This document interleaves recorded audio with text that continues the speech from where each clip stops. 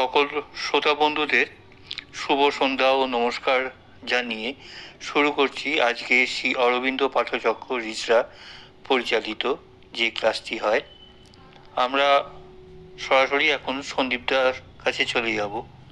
শ্রী সন্দীপ মজুমদার আলোচনা করবেন হে জীব, প্রকৃতির অজ্ঞানের মধ্যে তুমি অনধিকার প্রবেশ করেছ, পথযাত্রা জড়ময় লোক হতে কালাতীত অন্তপুরুষের মধ্যে। সাবিত্রী থেকে আলোচনা করছেন শ্রী সন্দীপ মজুমদার।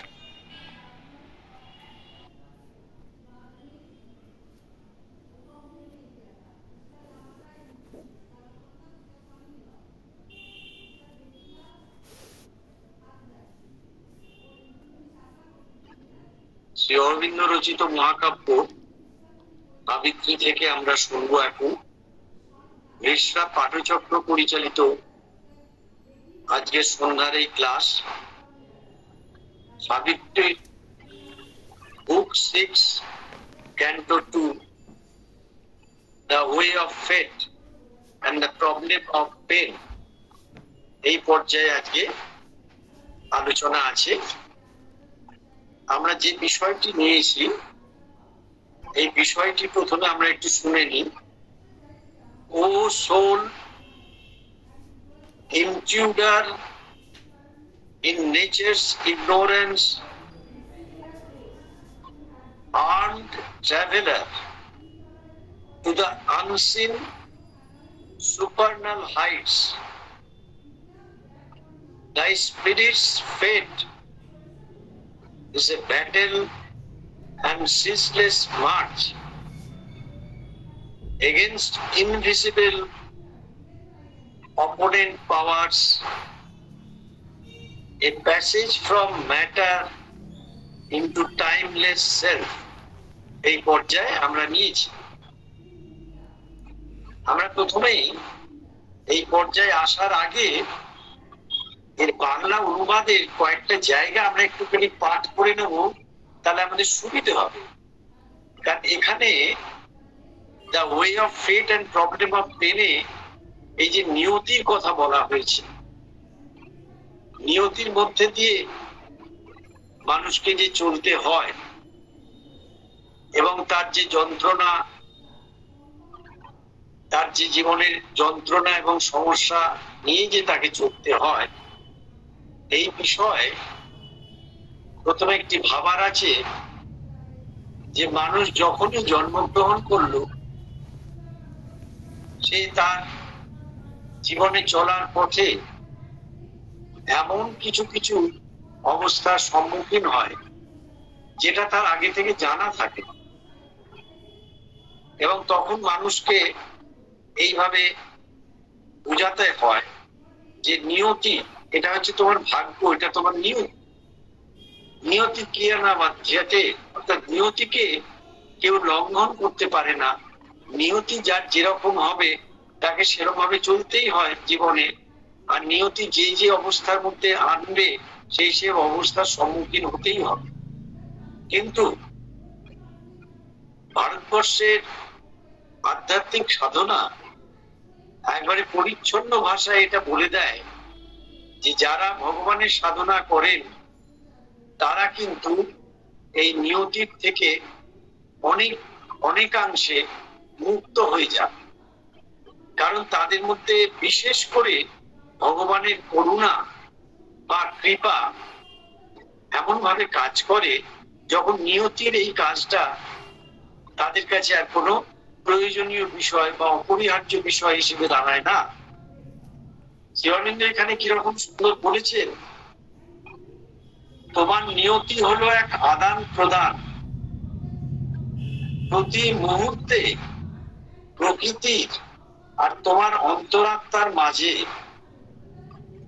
আর ভগবান সেখানে হলেন সুদূরদর্শী নিয়ন্তা। অর্থাৎ নিয়তি যাই থাক, ভাগ্যে যাই থাক না কেন, যখন ভগবানের পথে কেউ চলেন তখন ভগবানই কিন্তু নিয়ন্তা হয়ে যান। তখন নিয়তি নির্দিষ্ট যে বিষয়গুলি, সেই বিষয়গুলো অনেক ক্ষেত্রে অমূলক হয়ে যায়। আমি যে অংশটা পড়বো তার আগের অংশে একটু বাংলা থেকে পড়ে নিচ্ছি, তাহলে বুঝতে আমাদের সুবিধে হবে। নির্বাচিত অংশ। হে মানব, যত ঘটনারাজি সম্মুখে দাঁড়ায় এসে তোমার পথযাত্রায়, তোমার দেহকে, অন্তরাত্মাকে আঘাত করে, হর্ষ দিয়ে, বেদনা দিয়ে, তারা তোমার নিয়তি নয়। অনতরে স্পর্শ করে তারপর সরে যায়। মৃত্যু তোমার অন্তরাত্মার পথযাত্রাকে ক্ষুণ্ণ করে না। যে লক্ষ্য, যে পথ তুমি বরণ করেছ, তাই হলো তোমার নিয়তি।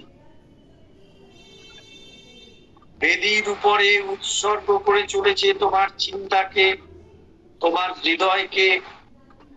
তোমার নিয়তি দীর্ঘ যজ্ঞ ক্রিয়া দেবতাদের উদ্দেশ্যে তুলে ধরবে তারা তোমার কাছে তোমার নিভৃত অন্তরাত্মাকে। তোমাকে এক করে ধরবে অন্তর্যামী ভগবানের কাছে।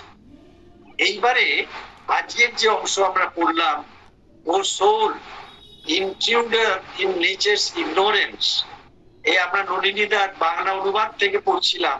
সেখানে নলিনীদা অনুবাদ করলেন, এই জীব, প্রকৃতির অজ্ঞানের মধ্যে তুমি অনধিকার প্রবেশ করেছ।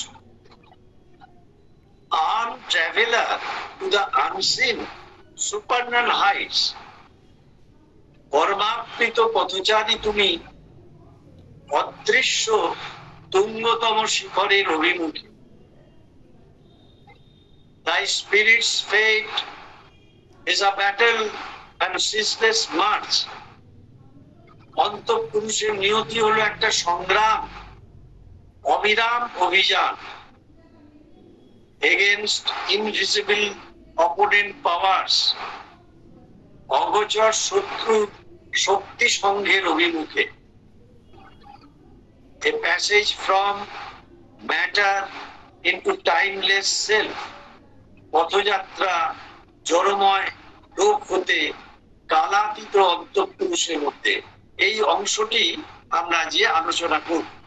প্রথমে এইখানে যে ও সোল এই বলা হয়েছে, নলিনীদা যে হে জীব বলছেন, এই সোল হচ্ছেন অন্তরাত্মা।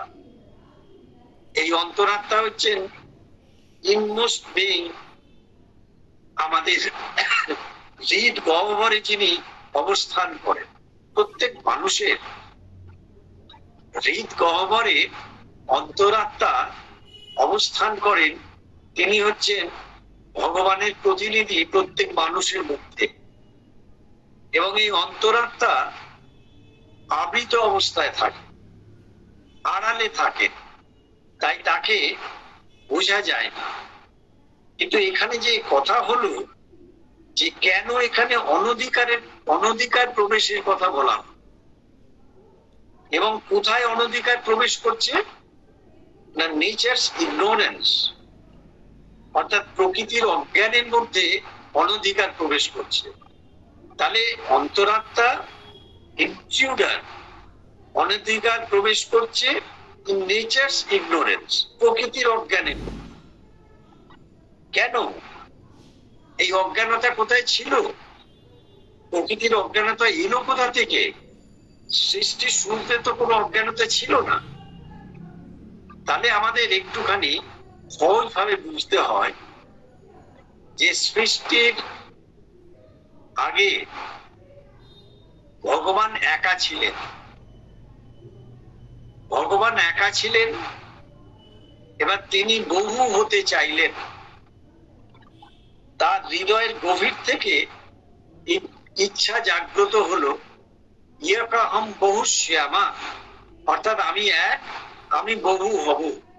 এই যে সিঙ্গেল থেকে মাল্টিপল হওয়ার এই যে ইচ্ছাটা জাগ্রত হলো, তার ফলে কিন্তু ক্রমে ক্রমে এই সৃষ্টির ধারাটা ঊর্ধ্বতর চেতনা থেকে নিম্নতর প্রকৃতি অব্দি নেমে এলো ধীরে ধীরে। এবং সেইখানে হলো কি, সৃষ্টির শুরুতে ভগবানের যে সম্পদ সত্য, আলো, আনন্দ এবং অমরতা, এই স্তরে স্তরে নামতে শুরু করলো এই সৃষ্টিকে নব একটা অবস্থায় নিয়ে আসার জন্য। কারণ তিনি তো এক ছিলেন, তিনি তো বহু হতে চাইছেন। এই বহু হতে চাওয়ার জন্যে এই সৃষ্টি শুরু হলো এক থেকে বহুর দিকে যাত্রা পথের মধ্যে দিয়ে। এবং যত নিচের স্তরে নামতে থাকলো, তখন এই ভগবানের যারা সম্পদ, যাদেরকে তিনি স্বাধীনভাবে ছেড়ে দিলেন যে তোমরা এই সৃষ্টিকে তৈরি করো, তারা যত নিচে নামতে থাকলো, তত তারা তাদের উৎস থেকে, তাদের যে সোর্স, সেই উৎস থেকে তারা বিচ্ছিন্ন হতে থাকলো। এবং এই বিচ্ছিন্নতা হতে হতে তারা এমন একটা স্বেচ্ছাচারী অবস্থায় এসে পৌঁছলো, যেখানে কিন্তু তারা তাদের মূল বৈশিষ্ট্যকে হারিয়ে ফেলে এবং এমন একটা বিচ্যুত ডেভিয়েটেড হলো, যা একটা পারভার্টেড বা বিকারের মধ্যে পর্যবসিত। এবং কি হলো না, সৃষ্টির নিচের স্তরে অর্থাৎ প্রকৃতির স্তরে, যেখানে মন, প্রাণ, শরীর এইসব ধীরে ধীরে গঠিত হলো অবচেতন এবং নিচেতনের স্তরের মধ্যে দিয়ে, তখন এই সত্য হয়ে গেল মিথ্যা, আলো হয়ে গেল অন্ধকার, আনন্দ হলো বেদনা, আর অমরতা হলো মৃত্যু। তাহলে দেখুন, অরিজিন অবস্থায়, মৌলিক অবস্থায় ভগবানের যে সম্পদ এই সৃষ্টি করার জন্য নেমে এলো, তারা ছিল সত্য, আলো, আনন্দ এবং অমরতা। কিন্তু যত প্রকৃতির স্তরে স্তরে তারা নেমে এলো, ততই তাদের মধ্যে উৎস থেকে তারা বিচ্ছিন্ন হতে থাকলো, স্বেচ্ছাচারী হতে থাকলো। তাদের স্বাধীনতা দেয়া হয়েছিল, কিন্তু স্বাধীনতা স্বেচ্ছাচারিতায় পরিণত হলো এবং ধীরে ধীরে তারা পারভার্টেড হয়ে গেল, বিকৃতিতে চলে গেল এবং বিকারগ্রস্ত অবস্থায় সত্য পর্যবসিত হলো মিথ্যায়, আলো হলো অন্ধকার, আনন্দ হলো বেদনা, অমরতা হলো মৃত্যু। এইভাবে প্রকৃতির অজ্ঞানের রাজত্ব তৈরি। এইবারে ভগবান তার যে স্বকীয় বৈশিষ্ট্য, সেইখান থেকে যখন প্রকৃতির ধারায় নেমে এসেছেন, তখন প্রকৃতির মধ্যেকার এই অজ্ঞানের যে রাজত্ব, সেই রাজত্ব তো তিনি চাননি। তিনি তো চাননি যে প্রকৃতি অজ্ঞানের রাজত্বে থাকুক। এইবারে এই প্রকৃতির অজ্ঞানের রাজত্ব শুধু তৈরি হলো না, সেখানে যেসব অবস্থাগুলো এসে দাঁড়ালো, সেখানে নতুন নতুন নিজস্ব নিয়ম কায়েম হতে থাকে এবং তাদের মধ্যে স্বেচ্ছাচারের একটা শৃঙ্খল তৈরি হলো।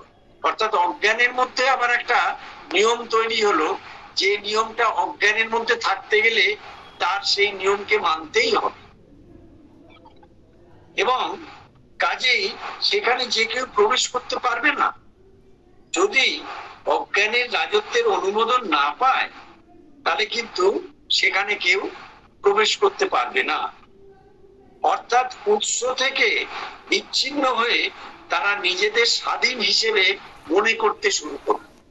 এই মিথ্যা, এই অন্ধকার, এই বেদনা, এই মৃত্যু, এরা তো আসল মৌলিক বৈশিষ্ট্য নয়।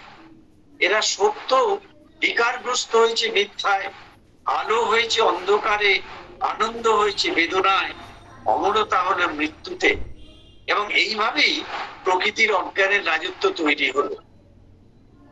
এইবার সোল বা অন্তরাত্মা যেহেতু সমস্ত সৃষ্টির উৎস, আর তার থেকে সমস্ত সৃষ্টির ধারা নেমে এসেছে, তাই এইবারে উজান যাত্রায় যেমন নিচের দিকের যাত্রায় ভগবানের উৎস থেকে সমস্ত বিচ্ছিন্ন হয়ে অজ্ঞানের প্রকৃতি তৈরি হলো, বা প্রকৃতির যে অজ্ঞানতা তৈরি হলো, এইবার নিচে থেকে উজান যাত্রায় সেই অজ্ঞানের রাজত্বকে একবারে ভগবানের অধ্যাত্মের আলোকে পরিণত করার জন্য, রূপান্তরিত করার জন্য এই সোল কিন্তু ইন্টারভেন করতে শুরু করল, যে অজ্ঞানের রাজত্বে অনুপ্রবেশ করল। এই কারণেই অনুপ্রবেশের কথা বলা হয়েছে। ও সোল ইন্ট্রুডার, ইন্ট্রুডার মানে যে জোর করে প্রবেশ করে, যাকে কিন্তু কোনো অনুমতি দেয়া হয়নি, সে ইন্ট্রুড করছে, ইন্টারভেন করছে। কোথায়? ইন নেচারস ইগনোরেন্স, অজ্ঞানের রাজত্বে। কেন করছে না, অজ্ঞানের রাজত্বে যে অবস্থার সৃষ্টি হয়েছে, যে অন্ধকারের সৃষ্টি হয়েছে, যে ক্লিন্ন মলিন অবস্থার সৃষ্টি হয়েছে, তাকে এবার উজান যাত্রায় রূপান্তরিত করতে হবে। তাই সোল বা এই অন্তরাত্মা, যিনি সৃষ্টির উৎস, তিনি এইভাবে প্রকৃতির অজ্ঞানের মধ্যে ইনটিউট করলেন, বা ধীরে ধীরে অনধিকারী হিসেবে প্রবেশ করলেন। এইবারে সোল চেষ্টা করবে এই অজ্ঞানের রাজত্ব থেকে জ্ঞানের রাজত্বে নিয়ে আসা, অন্ধকারের রাজত্ব থেকে আলোর রাজত্বে নিয়ে আসা, মিথ্যার রাজত্ব থেকে সত্যের রাজত্বে নিয়ে আসা, বেদনার রাজত্ব থেকে আনন্দের রাজত্বে নিয়ে আসা, মৃত্যুর রাজত্ব থেকে অমরতার রাজত্বে নিয়ে আসা। এইটা হচ্ছে আমাদের রূপান্তরের সাধনার মূল যাত্রা পথটা। এরপরে বলছেন আর্ম ট্রাভেলার। আর্ম ট্রাভেলার কেন বলেছেন? কর্মাবৃত পথচারী। যারা আধ্যাত্মিক সাধনা করেন, যারা যোগ সাধনা করেন, তারা যখন সাধনা করতে শুরু করেন, তখন তারা কর্মাবৃত পথচারী হিসেবে সাধনা তাদের শুরু করতে হয়। তার কারণ হচ্ছে অধ্যাত্মের পথ হলো অনন্তের পথ, অদৃশ্যের পথ, যে পথের মধ্যে কিছুই আগে থেকে জানা যায় না। এই পথে অনেক বাধা, অনেক বিঘ্ন, অনেক সমস্যা, অনেক সংকট, যার জন্য রেজার্স এজ বলা হয়েছে, ক্রোধারস্য পথ বলা হয়েছে। এবং এই পথে প্রথম থেকেই কর্মাবৃত হয়ে চলতে হয়, না হলে যখন তখন যে কোনো অবস্থায় পতন অনিবার্য। শ্রীরামকৃষ্ণ কথামৃতে বলছেন, এই সংসার সমুদ্রে নেমে যে সাঁতার কাটতে হয়, তার আগে গায়ে হলুদ মেখে নাও। গায়ে হলুদ মেখে নাও কেন না, সংসার সমুদ্রের মধ্যে এই যে শত্রুরূপী যে কুমির রয়েছে, হাঙর রয়েছে, এরা তাহলে তোমার ধারে কাছে আসবে না। এই গায়ে হলুদ হলো ভগবানের রক্ষাকারী শক্তি। ধর্মীয় ধারণায় বলা হয় গায়ে হলুদ হলো ভগবানের রক্ষাকারী শক্তি। আমরা যারা শ্রী অরবিন্দ মায়ের সাধনার অনুগামী, তাদেরও প্রত্যেকের রক্ষা কবচ আছে, এবং সেই রক্ষা কবচ হলো মাদার্স অরা, মায়ের এক রক্ষাকারী শক্তি।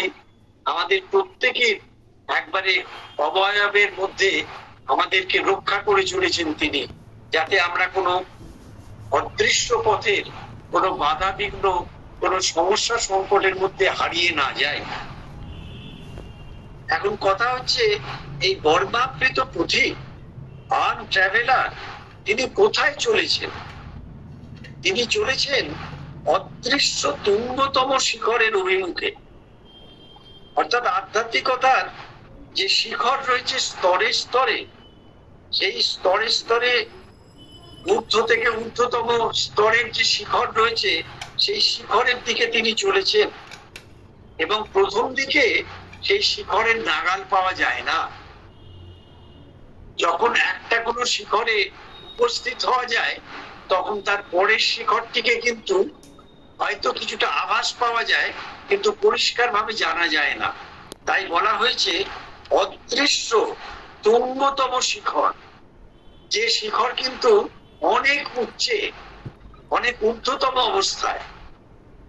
সুতরাং এই শিখরের পর শিখর চলতে চলতে এই আর্ম ট্রাভেলার তিনি কিন্তু তার পথ চলেন, এবং এই পথ চলতে চলতে তিনি কিন্তু অনেক উপলব্ধি তার আসে, অনেক অনুভূতি আসে, অনেক প্রত্যক্ষ জ্ঞান আসে। আমরা মোটামুটি ভাবে জানি যে আমাদের মাথার উপরে 4টি অধ্যাত্মের স্তর রয়েছে। একটি হচ্ছে উচ্চতর মানুষ, যাকে হায়ার মাইন্ড বলা হয়েছে। যখনই সাধনা শুরু হয় তখন সাধারণ মন থেকে উচ্চতর মানুষের দিকে প্রথমে যাত্রাপথ শুরু করে। এই উচ্চতর মানুষে সমস্ত সৃজনশীলতা, সৃষ্টিশীল সমস্ত ধারণা, সমস্ত কিছু সেখানে একবারে অজ্ঞাত অবস্থায় থাকে। সেখান থেকে সেটা মানুষের মধ্যে নেমে আসে সৃষ্টির কাজের মধ্যে দিয়ে, সৃজনশীল কাজে। এই উচ্চতর মানুষের উপরে যে লোক রয়েছে অধ্যাত্মের স্তর, তা হচ্ছে জ্যোতির্ময় মানুষ, যেখানে পৌঁছলে চারিদিকে যে জ্যোতিষ সমুদ্র রয়েছে, ভগবানের যে জ্যোতিষ সমুদ্র রয়েছে, আলোর সমুদ্র রয়েছে, তাকে প্রত্যক্ষ করা যায়। কিন্তু তখনও ভগবানকে প্রত্যক্ষ করা যায় না, তার আভাস পাওয়া যায়, তার সেই জ্যোতির্ময় লোকের মধ্যে দিয়ে আলোকিত হওয়া যায়, কিন্তু ভগবানের প্রত্যক্ষ দর্শন তখনও হয় না। এই জ্যোতির্ময় মানুষের উপরে আছে বোধি মানুষ, অর্থাৎ সেখানে ইনটুইটিভ কনসাসনেস কাজ করে, ইনটুইটিভ মাইন্ড কাজ করে। এবং সেই যে বোধি মানুষের স্তর, সেই বোধি মানুষের স্তরে কিন্তু প্রথম ভগবানের সাথে প্রত্যক্ষ সাক্ষাৎ হয়। একবারে ভগবানের সাথে যে প্রত্যক্ষ দর্শনের কথা বলা হয়, ভগবানের যে কোনো রূপের মধ্যে ভগবানকে প্রত্যক্ষ দর্শন করা, এইটা একমাত্র আসে বোধি মানুষের স্তরে পৌঁছ। এই হচ্ছে অধ্যাত্মের সব শিখর। এই শিখর গুলো পেরিয়ে পেরিয়ে ঊর্ধ্বতম স্তরে যেতে হয়। এরপর আছে অধিমানস স্তর, ওভার মাইন্ডের যে জায়গা। সেই অধিমানস স্তরে সমস্ত দেবতাদের জাগ্রত জীবন্ত অবস্থায় দেখা যায়। যে দেবতাদের নাম আমরা জানি, সেই সব দেবতারা সবাই কিন্তু জাগ্রত জীবন্ত অবস্থায় ওই অধিমানস স্তরে চেতনায় বিরাজ করে। এইটা হচ্ছে মনের 4টে অধ্যাত্ম স্তর। এই অধ্যাত্ম স্তর হচ্ছে শিখর এক একটা। এই শিখরকে পেরিয়ে পেরিয়ে আর্ম ট্রাভেলারকে কিন্তু পৌঁছতে হবে ঊর্ধ্বতর চেতনায়। কোথায় পৌঁছতে হবে না, অতিমানস লোকে।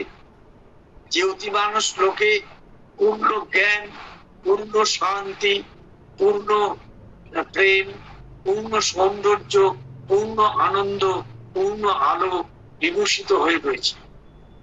এবং সেই পূর্ণতায় পৌঁছলে তখন কিন্তু দেখা যায় ব্রহ্ম সত্য, জগৎ সত্য। তখন পরিপূর্ণরূপে সমগ্র সৃষ্টির ধারাকে পূর্ণরূপে দর্শন করা যায়। তাহলে আর্ম ট্রাভেলার চলেছেন এই অদৃশ্য সমস্ত লক্ষ্যের দিকে, এবং চলতে চলতে তিনি এই শিখরগুলোকে অতিক্রম করে চলে যাচ্ছে। কিন্তু এই চলার মধ্যে দিয়ে কি বলছেন, the spirit's fate is a battle. এটা কিন্তু এমনি চলা হবে না, এর মধ্যে একটা সংগ্রাম থাকে, and ceaseless march, এবং একেবারে অবিরাম একটা অভিযান থাকে। এখানে কোনো থামা নেই, এখানে কোনো বিরাম নেই। সাধনায় পথ চলতে চলতে অনন্ত যাত্রার মধ্যে যেতে যেতে এই আর্ম ট্রাভেলার চলেছেন, যেটা হচ্ছে দ্য স্পিরিটস ফেট, অন্তরাত্মা, অন্তর্পুরুষের নিয়তি। এই নিয়তিটা কিন্তু আমাদের ভাগ্যের কথা বলা হচ্ছে না। এই নিয়তি হচ্ছে অন্তর্পুরুষ যে পথ দিয়ে চলেছেন, সেই পথ হলো একটা সংগ্রাম এবং একটা অবিরাম অভিযান। যে অভিযানের মধ্যে দিয়ে এই আর্ম ট্রাভেলার পথ চলতে থাকে। এই অভিযানে কিন্তু কোনো বিরাম নেই। এই অভিযান ঊর্ধ্ব থেকে উচ্চতর স্তরে আলোকের দিকে, শক্তির দিকে, আনন্দের দিকে, শান্তির দিকে, সৃজনশীলতার দিকে ধীরে ধীরে মানুষকে অধ্যাত্মের শিখরে নিয়ে চলে যায়। এবং সাধনার এই যে চলাটা, এই চলাটা প্রথম দিকে প্রকৃতির বিভিন্ন বাধা বিঘ্নের মধ্যে দিয়ে আলো আধারী পথে চলে, কিছুটা চেতনায় উন্নত হলো, আবার তা প্রকৃতিতে নেমে এলো। কারণ প্রকৃতিটাকে অন্ধকারের মধ্যে রেখে দেওয়া চলবে না।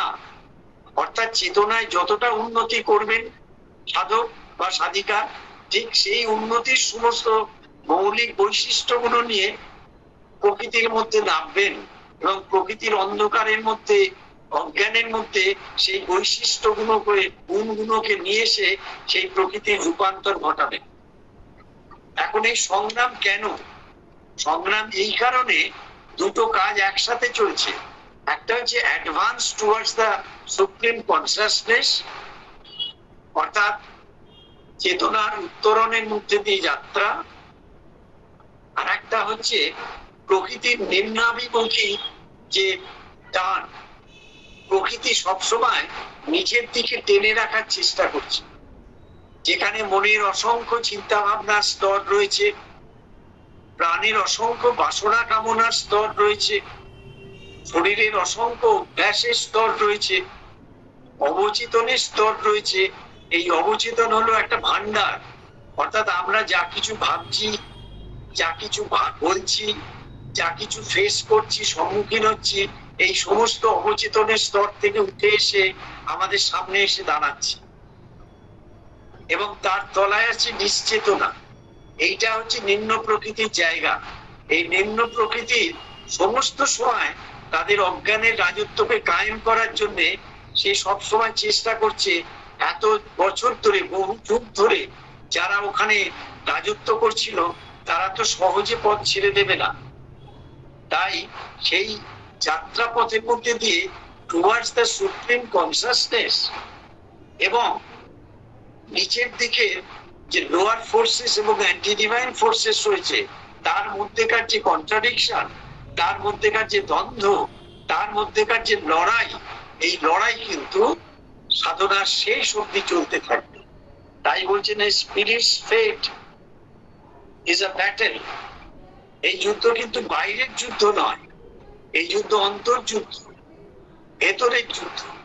অর্থাৎ প্রকৃতির মধ্যে কোনো একটা জায়গা থেকে একটা অন্ধকারের চিন্তা উঠে এলো মনের মধ্যে, সেই চিন্তা উঠে এসে সমস্ত মনকে প্রভাবিত করল। তখন ঊর্ধ্বতর চেতনার আলোর সহায়ে সেই অন্ধকারের চিন্তাকে রূপান্তরিত করতে হবে মাতৃ চেতনার কাছে সম্পূর্ণভাবে সমর্পণ করে দিয়ে। এইরকম ভাবে মনের মধ্যে যত রকমের নিম্ন স্তরের চিন্তা ভাবনা উঠে আসবে, তাদের সমস্ত কিছু ঊর্ধ্বতর চেতনা আলোকের সামনে ফেলে মাতৃ চেতনার দ্বারা তাদেরকে রূপান্তরিত করতে হবে। আবার প্রাণের মধ্যে যেসব বাসনা কামনা রয়েছে, এমনিতে ধরুন মানব প্রকৃতি হিসেবে বাধার বিভিন্ন জায়গার মধ্যে সব থেকে বড় জায়গা হচ্ছে ষড়রিপু।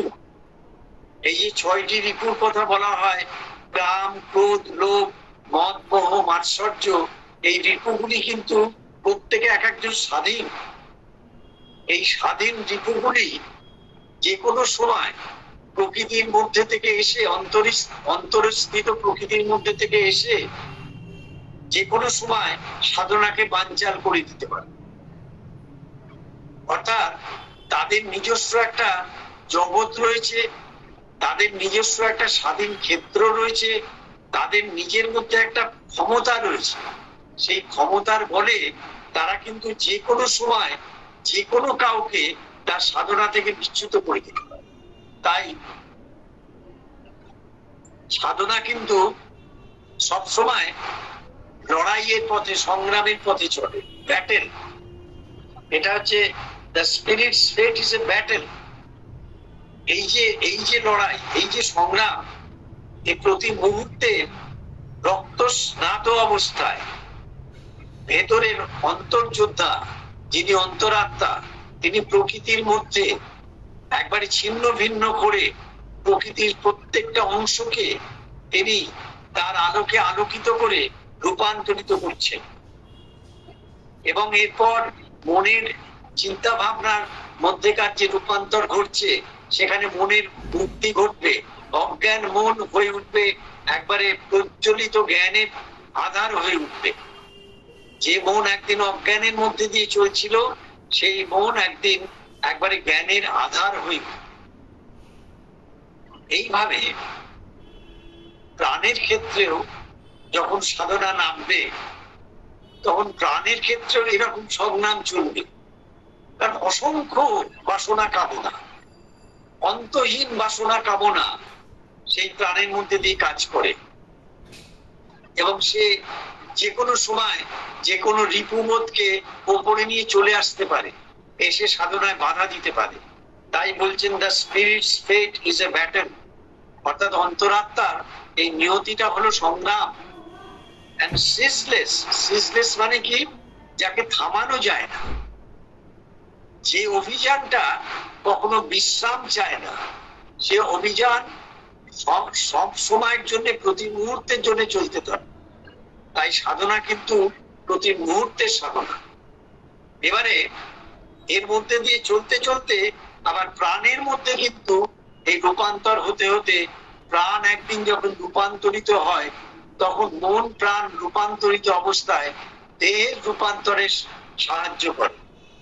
দেহের মধ্যে কি আছে? অভ্যাস আছে, অসংখ্য অভ্যাস। যে অভ্যাস গড়ে তোলা হয়েছিল অজ্ঞানের অবস্থায়, সেই অভ্যাস কিন্তু একদিনে যেতে চায় না। তাই শ্রী অরবিন্দ বলছেন, মানুষের জীবন হচ্ছে হ্যাবিট, বান্ডেল অফ হ্যাবিটস, অর্থাৎ হ্যাবিটের বান্ডেল, জড়ো করা সব অভ্যাস।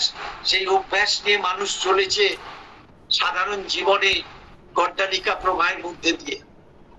সেই জীবনের মধ্যে যখন সাধনা শুরু হয়, তখন এই spirit's is a battle and ceaseless work, এই সংগ্রামের মধ্যে দিয়ে চলতে থাকে অন্তরাত্মা, এবং দেহের প্রত্যেকটা স্তরে, প্রত্যেকটা কোষে কোষে, প্রত্যেকটা শিরায় উপশিরায় যেখানে অজ্ঞানতা রয়েছে, যেখানে অভ্যাসের নিগড় রয়েছে, যেখানে অনরতা রয়েছে, তাকে সম্পূর্ণভাবে দূরীভূত করে সেখান থেকে রূপান্তরের সাধনা করে।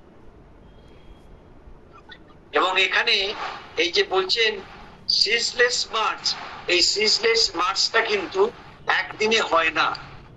কারণ সাধনা যখন শুরু হয়, তখন কিন্তু আমাদের আস্প্রিয়া ক্ষণভঙ্গুর অবস্থায় থাকে। কখনো আস্প্রিয়া খুব বেশি মাত্রায় দেখা দেয়, আবার কখনো আস্প্রিয়া কিন্তু পড়ে যায়। তখন দেখা যায় যে আমাদের মধ্যে ইচ্ছাটা খুব একটা জাগ্রত হয় না। আমরা অনেক সময় সাধনার পথে খুব দ্রুত এগোতে থাকি, আবার অনেক সময় দেখা যায় সাধনার পথ খুব গন্থর হয়ে যায়। তার কারণ হচ্ছে, যখন চেতনায় সমৃদ্ধ হয়ে আমরা এগোই, তখন খুব দ্রুত গতিতে আমরা এগোতে থাকি। আর যখন প্রকৃতি আধিপত্য বিস্তার করে, যে প্রকৃতির অন্ধকারের কথা বলা হলো, অজ্ঞানের কথা বলা হলো, তখন এই মিথ্যা, এই অন্ধকার, এই বেদনা, এই মৃত্যু আমাদের অধিকার করে। এবং এর একটা যদি মানুষকে অধিকার করে, তাহলে কিন্তু মানুষের জীবন একেবারে প্রকৃতির অজ্ঞানের মধ্যে নিমজ্জিত হতে থাকে। তাই আমাদের প্রত্যেকটা মুহূর্তে এই অজ্ঞান থেকে জ্ঞানের দিকে যাওয়ার জন্যে, এই মিথ্যা থেকে সত্যের দিকে যাওয়ার জন্যে, এই অন্ধকার থেকে আলোর দিকে যাওয়ার জন্যে, এই বেদনা থেকে আনন্দের দিকে যাওয়ার জন্যে, মৃত্যু থেকে অমরত্বের দিকে যাওয়ার জন্যে আমাদের প্রতি মুহূর্তে এই সাধনা হচ্ছে সিজলেস ওয়ার্ক, অবিরাম সাধনা। এই অবিরাম সাধনা চলেছে মাতৃচেতনার সহায়। এই মাতৃচেতনা আছেন আমাদের ঠিক মাথার উপরে। মায়ের চারটি শক্তি, চারটি রূপ বিশেষ করে আমাদের মধ্যে কাজ করে। তা হলো শান্তি, শক্তি, আলো এবং আনন্দ। আমাদের প্রকৃতির মধ্যে যার যেখানে যে অভাবটা রয়েছে, ধরুন আমার অভাব রয়েছে, আমার মধ্যে কোনো না কোনো জায়গায় মিথ্যা বাসা বেঁধেছে। মিথ্যা যে বাসা বেঁধেছে, এই মিথ্যাকে দূর করার জন্য মাতৃ চেতনার আলোকে এই মিথ্যাকে নিয়ে এসে দেখিয়ে দিতে হবে যে মিথ্যাটা কোথায় লুকিয়ে রয়েছে, এবং তারপর মাতৃ চেতনার যে সত্য রূপ, সেই সত্য রূপ দিয়ে এই মিথ্যাকে কিন্তু সম্পূর্ণরূপে রূপান্তর করতে। হয়তো কারোর মধ্যে ভয় বাসা বেঁধেছে বা দুর্বলতা বাসা বেঁধেছে, তখন কিন্তু সে ভীষণ দুর্বল হয়ে রয়েছে, তার মধ্যে কোনো শক্তি নেই। তখন সে মাতৃ চেতনার শক্তিকে আহ্বান করতে। মা বলেছেন যে আমার যে এই যে সম্পদ রয়েছে, শক্তি রয়েছে, অধ্যাত্মের ঐশ্বর্য রয়েছে, এগুলোকে তুমি আহ্বান করো, তোমার আধারের মধ্যে আহ্বান করো, তবে সেগুলো একবারে অবাধে তোমার মধ্যে কাজ করতে থাকে। এবং কাজ করতে করতে চেতনার একবারে নিগুড় অবস্থা থেকে সেগুলো নেমে এসে প্রকৃতির অন্ধকারের মধ্যে প্রত্যেকটা স্তরে স্তরে, যেখানে প্রত্যেকটা অংশের মধ্যে একবারে গাঢ় অন্ধকার রয়েছে, অজ্ঞান রয়েছে, তার মধ্যে প্রবেশ করে, ওই প্রবেশ করাটাকেই বলছে অনধিকার প্রবেশ। প্রবেশ করে ইন্টারভেন করে সেইগুলোকে সম্পূর্ণরূপে পরিবর্তন করে রূপান্তরিত করে ভগবানের যন্ত্র হিসেবে তৈরি করে। এই জন্য এটা সিজলেস ওয়ার্ক। এবং এর পরে বলছেন এগেনস্ট ইনভিজিবল অপোনেন্ট পাওয়ার্স, অর্থাৎ কার সাথে লড়াইটা চলছে? লড়াইটা চলছে ইনভিজিবল, অদৃশ্য অপোনেন্ট, যেটা বিরোধী শক্তি। এখানে দেখুন পাওয়ার্সটাকে পি ক্যাপিটাল করেছে, অর্থাৎ এই পাওয়ার্স বা শক্তি এরা কিন্তু স্বাধীন। এরা কিন্তু এরম নয় যে একদিন এদের ওপর আলো ফেলা হলো বা একদিন এদের ওপর সত্য চেতনা দিয়ে কাজ করা হলো আর এরা চলে গেল, তা নয়। ডে বাই ডে, প্রতিদিন। যার জন্য সিজলেস ওয়ার্ক বলেছেন। এই যে এখানে পাওয়ার্সকে ক্যাপিটাল করেছেন কেন? যে তারা তাদের ক্ষেত্রে ভীষণ রকম স্বাধীন এবং শক্তিশালী। হরিণীদা এখানে অনুবাদ করেছেন অগোচর শত্রু শক্তি সঙ্ঘের অভিমুখে।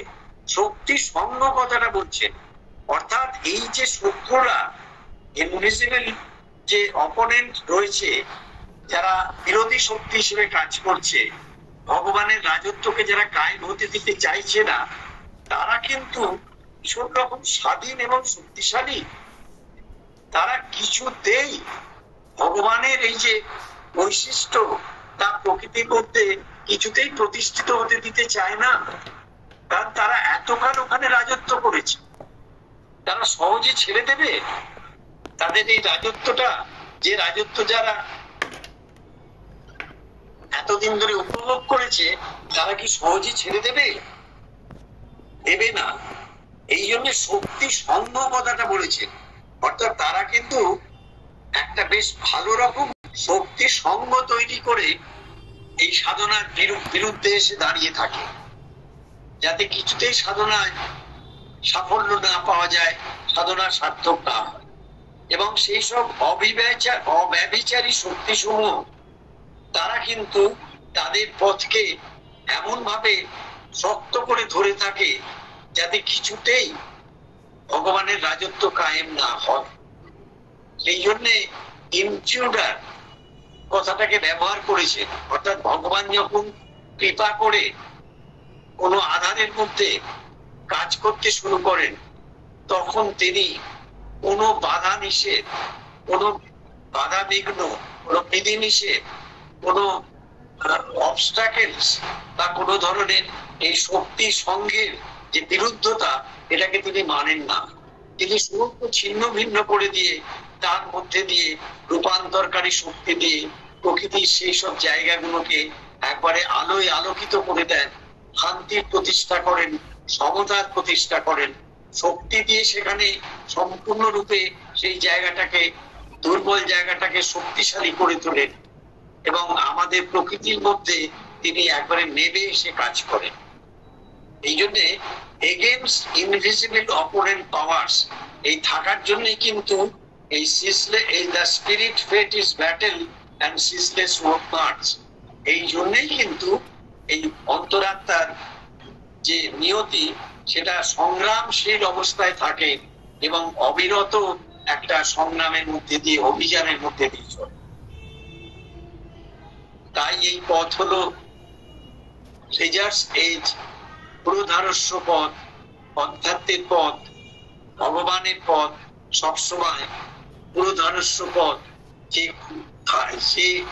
পথের মধ্যে দিয়ে চলতে গেলে যে কোনো মুহূর্তে পতন আসতে পারে, কিন্তু শ্রী অরবিন্দ মায়ের পথে পতন বলে কিছু নেই। এখানে প্রতি মুহূর্তে ওঠা এবং পড়ার মধ্যে দিয়ে রূপান্তরের সাধনা চলছে। যখনই আমরা প্রকৃতির মধ্যে পড়ে যাই তখন মাতৃ শক্তিকে আমরা আহ্বান জানাই যাতে মা আমাদের আবার চৈতন্য সত্তার মধ্যে উদ্ধায়নে তুলে ধরে। এইবারে যে কথাটা বলছেন, এই সমস্ত চলাটা তাহলে কি হলো? অনন্ত যাত্রার পথে যে চলা, সেই চলা তাহলে কোথা থেকে শুরু হয় না? আমাদের এই যে জড়ীয় অবস্থান, আমাদের যে শরীরকে নিয়ে আমরা শরীরকে কেন্দ্র করে যে জীবন যাপন করি, এটা একটা জড় আবরণের মধ্যে দিয়ে চলা, এটাকে ম্যাটার বলা হয়েছে। এবং এই ম্যাটারের মধ্যে দিয়ে চলতে চলতে আমরা কোথায় চলে যাই? অনন্ত যাত্রার পথে, যে যাত্রা পথের কোনো সীমা নেই, অসীম যাত্রা। তোমারও অসীমে প্রাণ মন লয়ে যত দূরে আমি যাই, এই যে অসীমের যে এই যে চলে যাওয়াটা, এই অনন্তের পথে যে চলে যাওয়াটা, এটার কোনো নির্দিষ্ট পন্থা নেই, নির্দিষ্ট কোনো একটা ধারায় কেউ চলে না। প্রত্যেকের প্রকৃতি আলাদা, প্রত্যেকের চেতনা আলাদা, সেই চেতনার স্তর অনুযায়ী এবং প্রকৃতির বৈশিষ্ট্য অনুযায়ী প্রত্যেকে তার পথ ধরে চলতে হবে। যেমন ধরুন, আমার মন যেভাবে ভাবনা করে, যেভাবে চিন্তা করে, আপনার মন সেইভাবে ভাবনা বা চিন্তা করে না। আমার প্রাণ যে জিনিস চায়, যে জিনিস পেলে সে তৃপ্ত হয়, আপনার প্রাণ সেই জিনিস অভ্যাসের মধ্যে রয়েছে, আপনার শরীর হয়তো সেই অভ্যাসের মধ্যে নেই। তাহলে প্রত্যেক মানুষ তার নিজস্ব বৈশিষ্ট্য অনুযায়ী একবারে স্বকীয় বৈশিষ্ট্যে উজ্জ্বল। তাই প্রত্যেক মানুষের মধ্যে আলাদা আলাদা ভাবে সাধনার ধারা তৈরি হয় এবং সম্ভাবনাগুলো আলাদা আলাদা ভাবে ভিন্নতর অবস্থায় সেখানে প্রকাশিত হয়। কোন সাধকের সাথে কোন সাধকের মিল খুঁজে পাবেন না, কোন সাধিকার সাথে কোন সাধিকার মিল খুঁজে পাবেন না। প্রত্যেকে তারা নিজস্ব বৈশিষ্ট্যে উজ্জ্বল। তাই এইখানে বলা হচ্ছে এ passage from matter into timeless self. Timeless অর্থাৎ যেটা কালহীন, যেখানে কাল অতিক্রম করে চলে গেছে, সেই যে কালাতীত যে অন্তঃপুরুষ, কালহীন যে অন্তঃপুরুষ, যে সময় সীমার মধ্যে আবদ্ধ নয়, যে টাইম আর স্পেসের মধ্যে আবদ্ধ নয়, সেই অন্তঃপুরুষের যে অনন্ত যাত্রা, সেই যাত্রায় চলেছে কারা? যে আনট্রাভেলার, গর্ভাবৃত যে পথিক, সেই পথিক চলেছে এই প্যাসেজ ফ্রম ম্যাটার, অর্থাৎ জড়ের পথযাত্রা থেকে সে চলেছে টাইমলেস সেলফের মধ্যে, একটা অন্তহীন কালাতীত একটা অন্তর্পুরুষের যে যাত্রাপথ, সেই যাত্রাপথের মধ্যে চলেছে। এবং এই যাত্রা হচ্ছে অনন্তের যাত্রা। এই যাত্রার মধ্যে গভীর আনন্দ রয়েছে, এই যাত্রার মধ্যে গভীর শান্তি রয়েছে, এই যাত্রার মধ্যে শক্তিপ্রদ অবস্থা রয়েছে, এই যাত্রার মধ্যে একবারে অবিরাম আলো রয়েছে, এই যাত্রার মধ্যে রয়েছে প্রেম, এমন প্রেম রয়েছে যে প্রেম সমস্ত কিছুকে ভাসিয়ে নিয়ে চলে যেতে পারে। এই যাত্রার মধ্যে রয়েছে আনন্দ, এই যাত্রার মধ্যে রয়েছে সৌন্দর্য, এই সমস্ত কিছু নিয়ে এই অন্তরাত্মার যাত্রা। এই যাত্রাপথে যারা একবার প্রবেশ করেন তারা কিন্তু সেই লক্ষ্যে পৌঁছে যান, যে লক্ষ্যে পৌঁছলে সমস্ত প্রকৃতি রূপান্তরিত হয়ে এই পৃথিবীর মাটিতে দিব্য পৃথিবীতে পরিণত হবে। তাই আজকে যে অংশটি আমরা করলাম সেটা হচ্ছে ও সোল। এই সোল মানে এখানে নলিনীদা জীব বলেছেন, কিন্তু এখানে জানতে হবে এই সোল বা জীব যাকে বলা হচ্ছেন তিনি হচ্ছেন অন্তরাত্মা। তিনি কিন্তু জীবাত্মা নন। জীবাত্মা মানে গীতায় যার কথা বলা হয়েছে, আত্মার কথা বলা হয়েছে। সেই কেন জীবাত্মা নন? কারণ জীবাত্মা কিন্তু প্রকৃতির সাথে কখনো যুক্ত নন। প্রকৃতি থেকে, প্রকৃতির মধ্যে তিনি কাজ করেন না। তিনি প্রকৃতি থেকে সম্পূর্ণভাবে আলাদা হয়ে থাকেন এবং তাকে বলা হয় ইউনিভার্সাল সোল বা বিশ্ব আত্মা।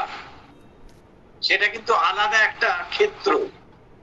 আর এখানে যে সোলের কথা বলা হয়েছে সেই সোল কিন্তু প্রকৃতির মধ্যে নামছেন, ইনক্লুড করছেন, ইন্টারভেন করছেন। সুতরাং এই হচ্ছে অন্তরাত্মা। আমরা জানি আত্মার তিনটি ক্ষেত্র রয়েছে। একবারে উচ্চতর স্তরে, অসীমের স্তরে, অনন্তের স্তরে রয়েছেন পরমাত্মা। এই পরমাত্মা যখন এই বিশ্বের মধ্যে কাজ করেন তখন এই বিশ্বগত অবস্থায় তিনি হলেন জীবাত্মা। এই বিশ্বগত আত্মা, জীবাত্মা যখন একেবারে বেষ্টির আধারের মধ্যে কাজ করেন তখন তিনি হয়ে যান অন্তরাত্মা। এই অন্তরাত্মা আমাদের হৃদ গহ্বরে অবস্থান করছেন। তিনি হচ্ছেন সিট অফ ডিভাইনিটি, অর্থাৎ ভগবানের একবারে যন্ত্র স্বরূপ। তিনি প্রতি মুহূর্তে প্রকৃতি থেকে আমাদের মুক্ত করে এই প্রকৃতির মধ্যে অতিমানস আলোকে নামিয়ে এনে প্রকৃতির অন্ধকার, প্রকৃতির অজ্ঞানতা, প্রকৃতির কিল্লমলিন অবস্থাকে একবারে দূর করে দিয়ে সেখানে ভগবানের রাজত্ব প্রতিষ্ঠিত করতে চাইছে। তাই এখানে বলা হয়েছে ইন্ট্রুডার ইন নেচারস ইনফ্লুয়েন্স। এবং এই পথে যখন চলতে হয় তখন সবসময় আর্মড অবস্থায় চলতে হয়। এই বর্মাবৃত অবস্থা হলো ভগবানের কৃপা, ভগবানের করুণা। ভগবানের পথে যখনই কেউ পা দেন তখন ভগবান কৃপা করে তাকে বর্মাবৃত অবস্থায় এগিয়ে নিয়ে চলে। এবং সেই যে পথে চলাটা সেটা আনসিন সুপারনাল হাইটস, একবারে অদৃশ্য আনসিন, সেটাকে জানা যায় না। আর সুপারনাল হাইটস যেটা হচ্ছে একবারে তুঙ্গতম যে শিখর গুলো রয়েছে, অধ্যাত্মের যে শিখরের কথা বললাম, সেই শিখরের জায়গায় চলে যাওয়া। এবং সেই শিখরের জায়গায় চলতে গেলেই তখন অন্তরাত্মাকে একটা সংগ্রামের মধ্যে দিয়ে যেতে হয়। তাই বলা হলো তাই spirit's fate is a battle and ceaseless march, একটা অবিরাম অভিযান। এই যে অভিযান, এই অভিযানকে বলা হয় অন্তরাত্মার অভিযান, অনন্ত পথের যাত্রার অভিযান। এই অভিযান কিন্তু কখনো থামে না। এই অভিযান জন্ম জন্মান্তর ধরে চলে। এই জন্মে চেতনার যে স্তরে এসে মৃত্যু ঘটে যায়, তারপরের জন্মে সেই চেতনার স্তর থেকে আবার সেই চলতে থাকে। এবং কাদের বিরুদ্ধে সংগ্রাম? এগেইনস্ট ইনভিজিবল অপোনেন্ট পাওয়ার্স, অর্থাৎ একটা অগোচর শত্রু, ইনভিজিবল, যাকে দেখা যায় না, যে শত্রুকে জানা যায় না, যে শত্রুকে দেখা যায় না, সেই শত্রু কিন্তু যখন তখন আক্রমণ করে এই সাধনাকে বানচাল করে দিতে পারে। সেই শত্রু বিরোধী শক্তি হিসেবে রয়েছে, অপোনেন্ট পাওয়ার্স হিসেবে রয়েছে। এবং এই শক্তিগুলি হচ্ছে ভীষণ রকম স্বাধীন, স্বেচ্ছাচারী, এবং তারা নিজেদের জায়গা ছাড়তে চায়। এবং এখানে রয়েছে অ্যান্টি ডিভাইন ফোর্সেস, অদিব্য শক্তিরাজি রয়েছে, তাই নলিনীদা শক্তি সংঘের কথা বললেন। একটা দুটো শক্তি নয়, অনেক শক্তি মিলে একটা শক্তি সংঘ তৈরি করা থাকে, যে শক্তি সংঘ থেকে অদৃশ্য সমস্ত শত্রু আমাদের মধ্যে আক্রমণ করে, আমাদের অন্তরাত্মাকে, দেহকে আক্রমণ করে। এবং এই যে চলাটা, এই চলাটা a passage from matter into timeless self, অর্থাৎ এটা একটা জড়ময় লোক থেকে, একবারে ম্যাটার থেকে চলে যাচ্ছে স্পিরিটের অনন্ত যাত্রার মধ্যে। টাইমলেস সেলফ, যে টাইমলেস এর মধ্যে দিয়ে একমাত্র অন্তরাত্মাই চলতে পারে। অন্তরাত্মাকে ছেড়ে দিয়ে যখনই আমরা প্রকৃতির মধ্যে থাকি, তখন আমরা টাইম আর স্পেসের মধ্যে থাকি, সময় এবং স্থানের মধ্যে আমরা কিন্তু আবৃত হয়ে থাকি। কিন্তু যখনই অন্তরাত্মার মধ্যে প্রবেশ করা হয়, তখন এই টাইম আর স্পেসের বাইরে আমরা চলে যাই। তাই বলা হয়েছে টাইমলেস সেলফ, একটা কালাতীত অন্তঃপুরুষের মধ্যে দিয়ে এই পথযাত্রা চলে, জড়ময় লোক থেকে এই কালাতীত অন্তঃপুরুষের। এইভাবে যখন কেউ শ্রী অরবিন্দ মায়ের সাধনার লক্ষ্যে পৌঁছবার জন্য আস্পিয়া করে, তার মধ্যে এই অনন্ত যাত্রার পথ তৈরি হয় এবং প্রতিদিনের প্রতি মুহূর্তের জীবনে তাকে এই অনন্ত যাত্রার পথে মা হাতে করে নিয়ে চলে। আমরা জেনে রাখতে পারি যে এই সাধনা আমরা নিজে থেকে করছি না, এখানে ভগবানই সাধনা করেন, ভগবানই সাধক, মা গ্রন্থে শ্রী অরবিন্দ বলছেন। এবং ভগবানই যখন সাধনা করতে নেমেছেন, তখন এই সাধনায় আমাদের একটি মাত্র কাজ, তা হলো কোলাবোরেটরের কাজ করা। অর্থাৎ মাতৃ চেতনা এই প্রকৃতির রূপান্তরের জন্য যে কাজ করছেন, সেখানে আমরা একমাত্র সেই কাজটা যাতে অবাধে হতে পারে, আমাদের প্রকৃতির মধ্যে দিয়ে যাতে অবাধে মা কাজ করতে পারেন, সেই জন্যে তাকে সহায়তা করা, তার কাজের উপযুক্ত যোগ্য সন্তান হয়ে ওঠা, এইটা হচ্ছে আমাদের এই অনন্ত যাত্রার পথের যে যোগ, সেই যোগ সাধন। এই বলে আজকে আমরা এই পর্যায়ে যে পড়লাম, এটা শেষ করলাম। আবার আমরা আগামী কোনো ক্লাসের অপেক্ষায় থাকবো। শ্রী অরবিন্দের সাবিত্রীর এই অংশটুকু আমরা আজকে পাঠ এবং আলোচনায় শেষ করলাম। ও আনন্দময়ী, চৈতন্যময়ী, সত্যময়ী, পরমী।